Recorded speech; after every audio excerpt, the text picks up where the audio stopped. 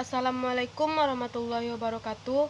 Perkenalkan, nama saya Noviani Suhardesi dengan nomor NIM 2301697 ingin menyampaikan materi yang berjudul Pancasila sebagai Ideologi Negara. Pengertian ideologi. Ideologi berasal dari bahasa Yunani yaitu idea, yang berarti gagasan, konsep, cita-cita, dan pengertian dasar, serta logos yang artinya ilmu. Secara etimologis, ideologi dapat diartikan sebagai cita-cita atau pandangan suatu bangsa yang menjadi pedoman dalam kehidupan bermasyarakat dan bernegara. Pancasila sebagai ideologi negara adalah Pancasila sebagai dasar sistem penyelenggaraan negara bagi seluruh Indonesia, yang berdasar kepada cita-cita luhur negara. Menurut tokoh, yaitu Sastra Pratedja, ideologi adalah seperangkat gagasan atau pemikiran yang berorientasi pada tindakan dan diorganisir menjadi suatu sistem yang teratur. Menurut tokoh Paul Hirsch, ideologi adalah relasi sosial. Sumber historis Pancasila sebagai ideologi negara.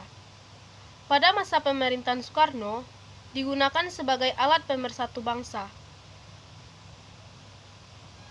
Periode 1945 sampai periode 1950 yang menggunakan sistem pemerintahan presidensial. Namun, dalam praktek kenegaraan, sistem tersebut tidak dapat diwujudkan. Pada periode 1950 sampai 1959 mencampur ideologi Pancasila dengan ideologi liberal, sehingga berpengaruh terhadap stabilitas pemerintahan.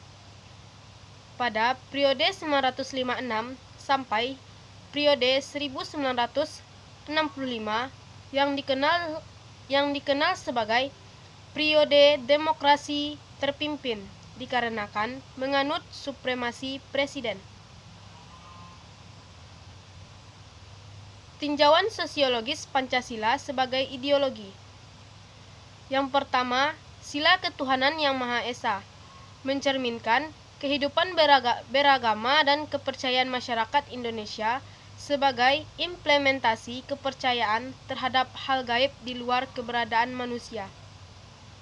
Yang kedua, sila kemanusiaan yang adil dan beradab. Kehidupan masyarakat yang mengutamakan saling menghormati dan menghargai hak orang lain. Yang ketiga, sila persatuan Indonesia. Rasa cinta tanah air dan solidaritas. Sila keempat yaitu kerakyatan yang dipimpin oleh hikmat kebijaksanaan dalam permusyawaratan perwakilan, yang mengutamakan musyawarah dalam mencari keputusan bersama serta menghargai perbedaan pendapat. Sila kelima yaitu keadilan sosial bagi seluruh rakyat Indonesia, tercermin dalam gaya hidup sederhana, gemar menolong, dan menempatkan segala sesuatu dengan porsinya.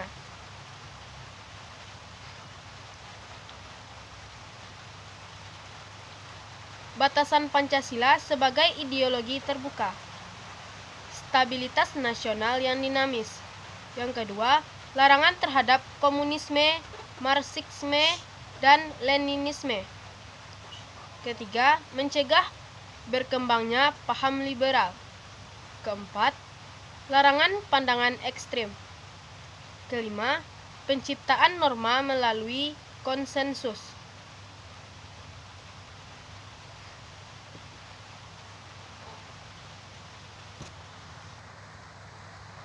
Argumen tentang dinamika terhadap Pancasila sebagai ideologi negara. Adanya pasang surut dalam pelaksanaan nilai-nilai Pancasila.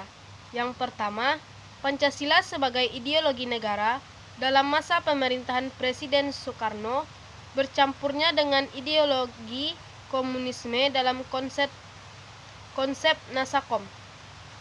Yang kedua, Pancasila sebagai ideologi dalam masa pemerintahan Presiden Soeharto diletakkan pada kedudukan yang sangat kuat melalui TAP MPR nomor 11 tahun 1978 tentang pemasyarakatan P4. Yang ketiga, Pancasila menjadi asas tunggal bagi semua organisasi politik dan organisasi masyarakat.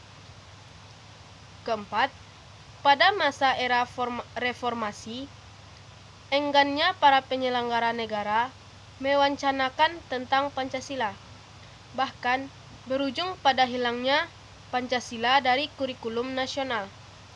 Meskipun pada akhirnya timbul kesadaran penyelenggara negara tentang pentingnya pendidikan Pancasila di perguruan tinggi.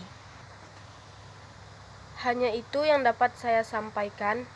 Materi yang berjudul Pancasila sebagai Ideologi Negara.